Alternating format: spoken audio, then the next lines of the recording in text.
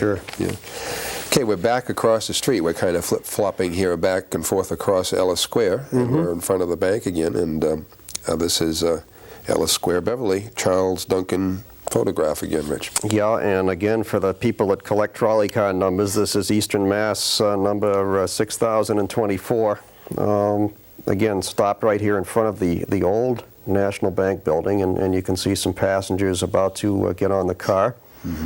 And nothing remarkable about it, except, again, it's the last year and probably the last week. We think it's the last day, or could even be the last day. Yep. Because we're about to show now that famous night photograph that was taken where all the familiar Beverly faces that we mentioned in the first program are riding on the last roll of the trolley. That's right. About midnight on February 27th or 8th, somewhere in through there. And the next day, the buses were to take over. That's correct. That's correct. Forevermore, for better or worse. Yep, right to the present time. Yep. Okay. Now, we thought we'd show this headline as we found it in the Beverly Evening Times files. During World War II, as we have noted, the tracks or the system ceased to operate in 1937, but during World War II in 1942, we thought it might be a good idea if we dug up some of the track for the war effort. Yeah, that's right, and along with a lot of other things that disappeared during the war. Some of it, unfortunately, because it really probably didn't contribute that much to the war effort, but it involved things being lost forever. Yeah. Monuments and cannons and things like that. Yep. The streetcar tracks, as it even says in this little article, usually were more work than they were worth to dig up, because the cost expended in tearing them out of the ground and lugging them away was usually more than the price of scrap metal. But during the war, there was such a frenzy on to turn every piece of metal into something usable that a lot of this was done despite the cost. Yeah, this was a WPA project, I believe, and the article mentions that with the sale of the car tracks, Beverly at least would break even financially, and it was a good thing for the effort to because it was subsidized, and they got it out of the street. Sure. Yeah, but not all of it, though. Not all of it. No. There's still some there. Yeah, there was still some to be there for many years to follow. Indeed.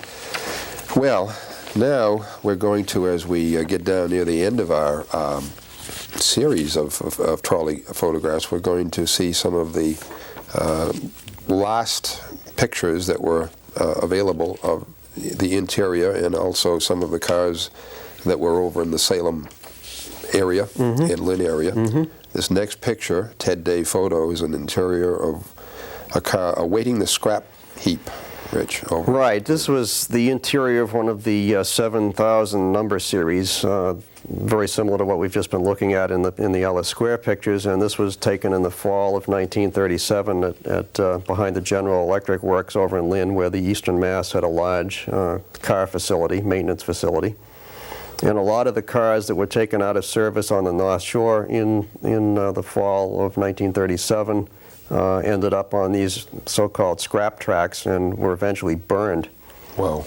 So that the interiors would be destroyed, and then the metal would be just cut apart with torches and salvaged that way. Yeah. And this is the inside of one of those rather nicely appointed cars. I was going to say, you could sit down and rest rather easily in one of these cars. Oh yes, they were padded, leather upholstered seats, nothing like the fiberglass shell seats that they have on buses today. But then again, you have to look at this and say, this was in an era before kids would take a knife to something like this and tear them all to pieces. True. What was the reason for the positioning of the seats here, Rich, as we see it in the picture? Usually near the entrance and exit doors, there were a row of seats facing sideways, so that if the car were crowded and people wanted to get up and get out after only one or two stops, they weren't way down in the middle of the car and they didn't have to stumble over somebody's feet trying to get in and out of the seats next to the windows, the ones that are positioned facing the front and back of the car. Yeah. And to some extent, the buses today are still arranged this way. Usually over the fender wells, there are these sideways facing seats. Yep. And certainly even the subway cars in Boston, a lot of the seats are faced that way for people that just want to sit for a second, then get up and move out. Yeah. And they seem well lit too. The windows area here, space area, a lot of sunshine to come through on a nice sunny day. These cars in particular were known as semi-convertibles, which means that the windows went way down low, almost to the armrest of the seats, so that in the summertime you could lower the glass panels, and it was very similar to being in one of the old open cars of the turn of the century. Lots of air circulated through the cars, because obviously there was no air conditioning in this day and age. Yep. Well, thank goodness pictures were taken before it was taken apart. That's right. Now, we're over in the Eastern Mass Street Railway, car number 7017 on Mason Street in Salem. Yeah, that's right. Eastern Mass had a car barn and service facility over there on Mason Street. And again, this is the last day of the streetcar service in the Salem-Beverly area.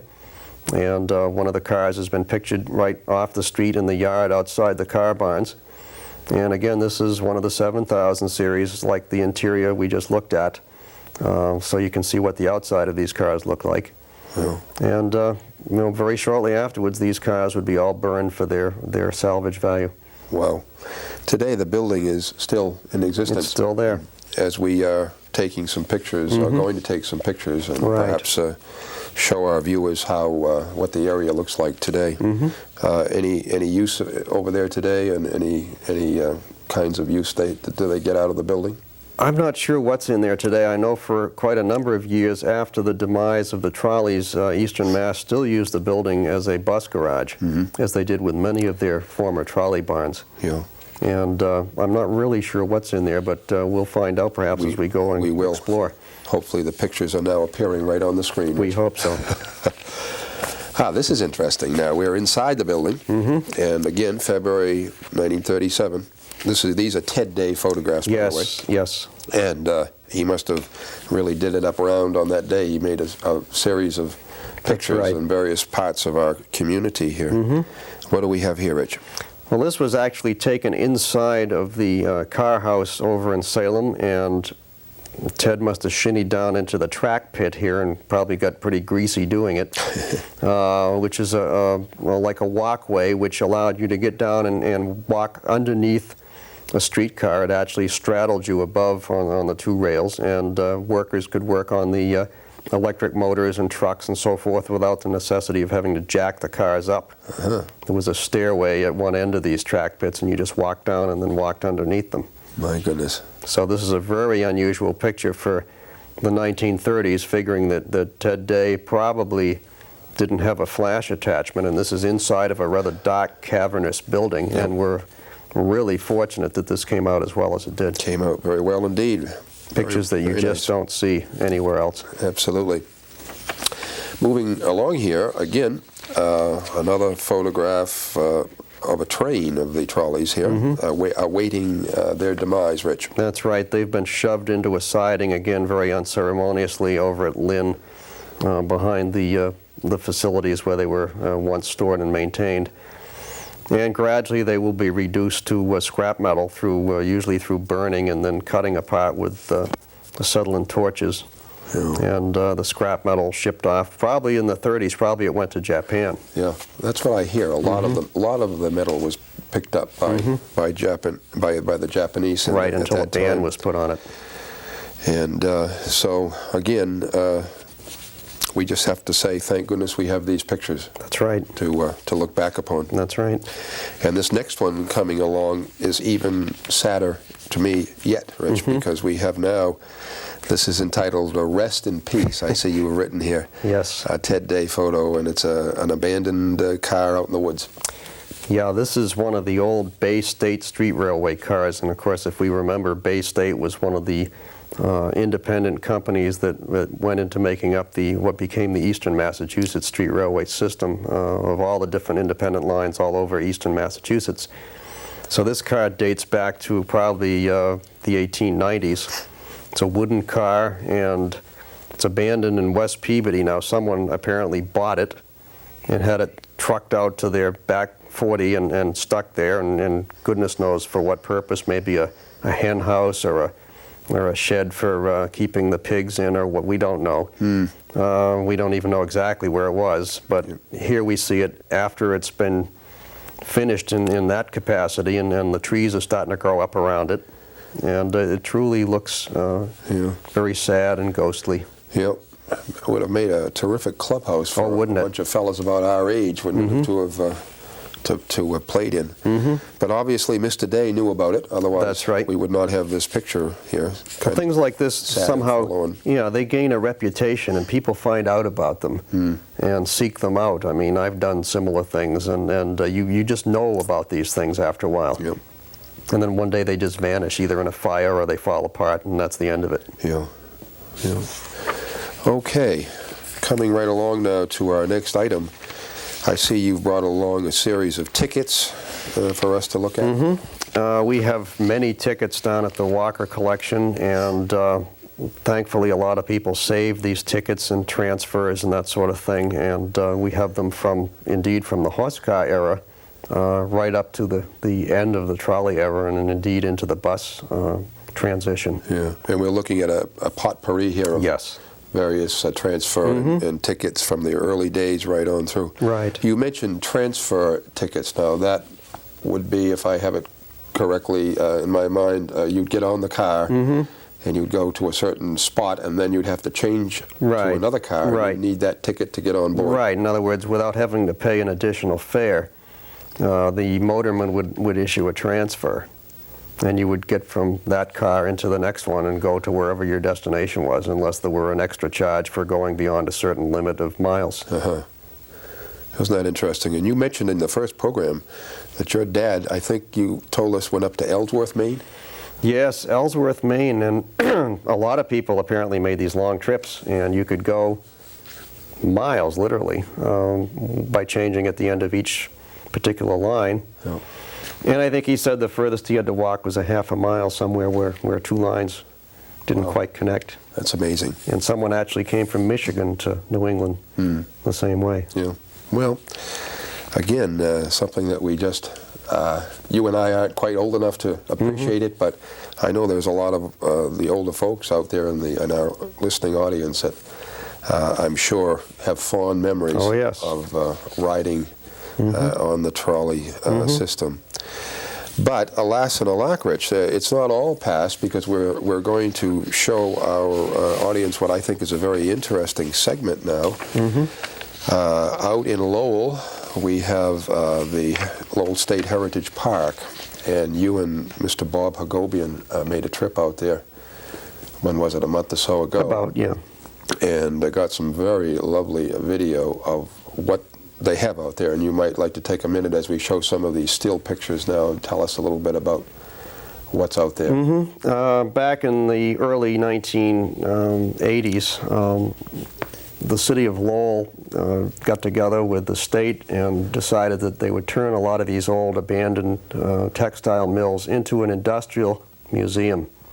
And it was indeed one of the first of its kind in the country. This is starting to become quite popular today, but back then it was revolutionary. And just like national parks such as Yellowstone and Yosemite, this is indeed staffed by rangers, and it's just like any other state or national park. And you have guided tours, and it's just a very educational experience on how urban America was developed from water power up through electricity, and then eventually, of course, having industry move away. Yeah. And to help transport people around this particular park, they have a series of canal boat tours, and also they decided they would actually build a street railway using some of the Boston and Maine Railroad's industrial trackage, which was already on the property. So in this little short video piece that we're about to see, you can actually go up there and board a trolley, open car or closed, depending on what they have out available. Depending on the weather, especially. And travel in a circuit of 2 or 3 miles is it, in and around these factory buildings. That's right. And it's very much like it used to be Indeed. in the old days. Indeed it is. Yeah. We might just quickly mention that this is the closest place that people around here can go and see a trolley car and ride one and get the feeling for what it was like. We should also not neglect the famous museums such as Seashore Trolley Museum up in Kennebunk, and Branford and Warehouse Point down in Connecticut. Right. But those are further away. They involve a day trip to get to, and This is something you can go out, in 40 minutes you're there from, Sure. from right where we're sitting, and this runs every day of the year pretty much. Yep. And it gives you the experience without having to go to a whole lot of work to go somewhere. Right. Well, if we're ready out in the control room, perhaps we might like to show our audience a little bit, Rich, about what's out there and Okay. what you and Bob were able to video for us. Fine. Okay. All right, well, as we're looking at this, we see one of the closed cars, and it's got the destination sign which says Lowell, so we know where we are. And of course, these were on all trolley cars. They had a roll sign which could be changed to any destination they were going to. These cars are exact replicas of cars built around 1900, both the closed and the open style. And these were built out in Iowa, and they're very, very faithfully reproduced at the cost, I understand, of about $250,000 a copy. And every detail is faithful. They followed the old blueprints that were supplied, and they're just marvelous, marvelous recreations. What do we see on the front end of that one, Rich? Well, that thing that kind of looks like an old bed spring hung down the front there, that was to scoop you up in case you were careless crossing in front of one of these, and it would actually pick you up so you wouldn't go under the wheels. Huh. This interior shot of this closed car shows you the magnificent quality of the reproduction, the rattan seats, the inlaid woodwork, and the lighting and so forth that was copied so faithfully from the original cars built around 1900. Even advertising of the period is up along the roof. And along with it,